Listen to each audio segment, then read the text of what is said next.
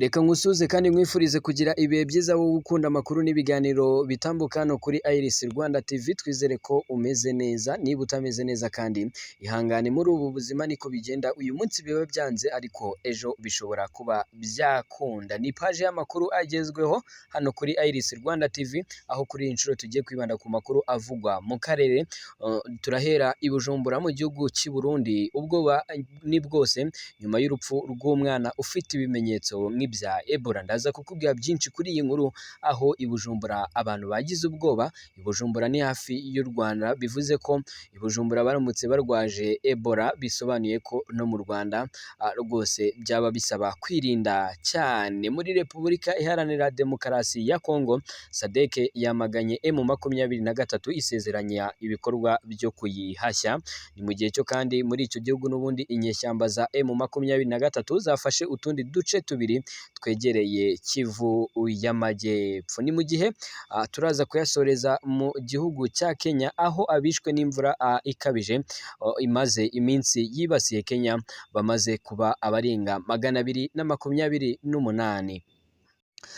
Ikaze ku buryo burambuye muri aya makuru. Tugiye guhera kuri iyi nkuru ivuga ko mu gihugu cy'u Burundi i Bujumbura ubwoba ari bwose nyuma y'urupfu rw'umwana ufite ibimenyetso nk'ibya Ebola. Abayobozi b'ibitaro bya gisirikare biherereye mu Kamenge mu majyaruguru y'umujyi w'ubucuruzi i Bujumbura bafashe ingamba zo kwirinda, ariko abakozi bavuga ko rwose bagomba kurushaho kuba maso nubwo abaforomo bataragaragaza ibimenyetso by'indwara.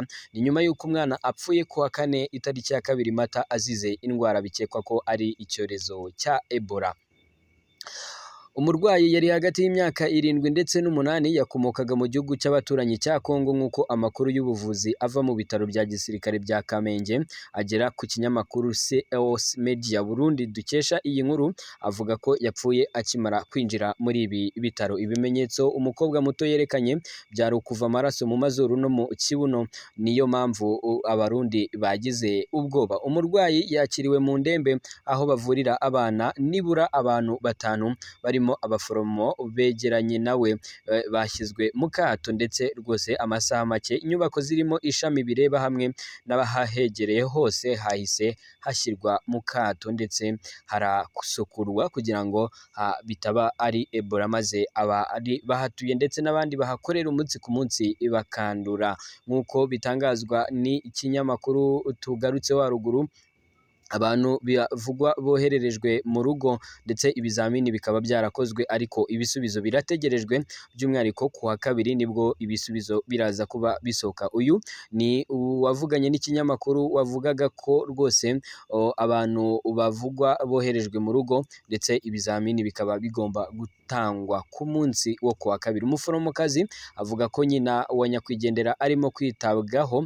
Amakuru akomeza avuga ko umwana yari ari mu rugo kuva tariki ya 25 Werurwe, umunsi yatangiriye kwerekana ibi bimenyetso. Mu Burundi nta kibazo gifitanye isano na virusi yica kigeze gitangazwa n'inzego z'ubuzima, kubera ko no mu gihe corona virusi yari imeze nabi ntago byigeze bitangazwa. Reka aya makuru tuyakomereze mu gihugu cya Kenya, aho abishwe n'ibiza bamaze kuba abarenga 228. Umubare w'abantu bahitanwe n'umwuzure n'izindi ngaruka z'imvura nyinshi yibasiye Kenya wageze kuri 228, nk'uko Minisiteri y'Ubutegetsi bw'igihugu yabitangaje none kuri iki cyumweru. Imvura idasanzwe yateje imyuzure n'isenyuka mu gihugu hose mu byumweru bishize, biteganyijwe ko iziyongera muri Gicurasi. Minisiteri mu itangazo ryayo yavuze ko imyuzure iteganyijwe mu bice biri hasi rwose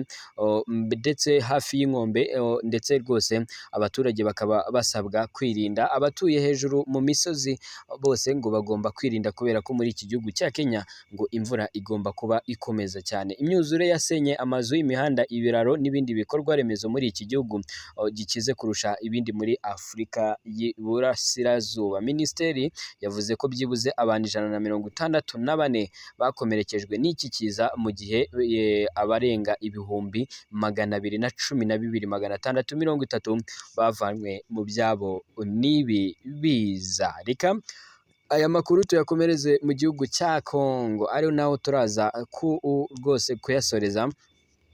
Muri iki gihugu cya Kongo inyeshyamba za M23 zafashe utundi duce tubiri twegereye Kivu y'Amajyaruguru. Imirwano ikomeye hagati ya M23 na FARDC ifatanyije na Wazalendo kuri uyu wa gatandatu tariki ya 4 Gicurasi kuva mu gitondo muri groupement ya Mupfunyishanga mu birometero 15 uvuye Bweramana muri teritwari ya Masisi yarangiye. Inyeshyamba za M23 zifashe utundi duce twa Bitonga ndetse na Karungu. Amakuru yatangajwe na Kivu Morning Post yavugaga ko mbere yo gufata ibyo bice imirwano yasatiraga Bweramana, mu gihe ngo abaturage ba Bitonga, Bishange na Kashenda ndetse na Bweramana bari mu gihirahiro batinya gusubiza kwa M23 ibisasu FARDC yayiteragaho n'imbunda ziri Iminova. Abaturage ngo bahungiraga mu midugudu itandukanye muri Karehe cyangwa muri centre ya Minova, aho ngo abaturage baho nabo bari mu cyoba kubera intwaro ziremereye ziri kurasira hafi yabo. Nk'uko amakuru akomeza abivuga, agace ka Bitonga M23 yigaruriye kuri uyu wa gatandatu kareba imijyi ya Minova muri Kivu y'Amajyepfo na Bweramana muri Masisi. Kwegera imbere kw'inyeshyamba muri kariya gace bizabafasha kwihuta berekeza Karungu mu ntara ya Kivu y'Amajyepfo. Bitonga yongewe ku rutonde rw'ahantu M23 imaze kwigarurira harimo Nkungu, Bugeri, Kibabi, Murambi, Gasake, Ruzirantaka, Rwangara, Rubaya yafashe ku wa gatanu ndetse n'ahandi hatandukanye. M23 ndetse ikaba ikomeje kugaragaza imbaraga zidasanzwe kuri uru rugamba rutoroshye, aho iri guhanganamo na FARDC.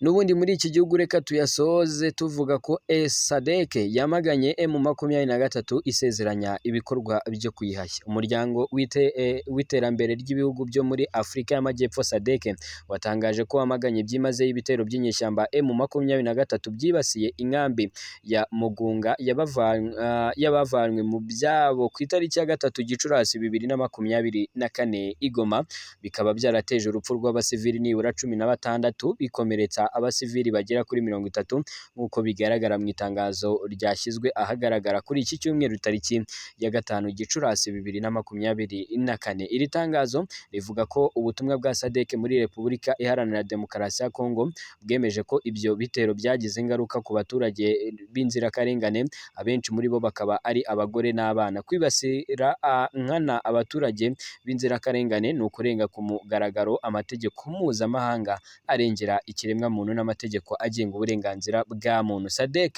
ivuga ko ibitero by'inyeshyamba za M23 byatumye abaturage bava mu byabo ku bwinshi, bifunga inzira zigaburira Goma, kandi ibibazo by'ubutubuzi biriyongera. Hagati aho ngo imihanda minini ijya i Goma ifite akamaro kanini mu rujya n'uruza rw'abantu, ibicuruzwa n'imfashanyo itakiri nyabagendwa kubera amarorerwa y'imitwe yitwaje intwaro, bikabuza cyane kubona serivisi n'ibikoresho bikenerwa cyane. Ku bufatanye n'ingabo za FARDC, SADC izakora ibikorwa byo guhashya inyeshyamba za M23 no kubungabunga amahoro n'umutekano.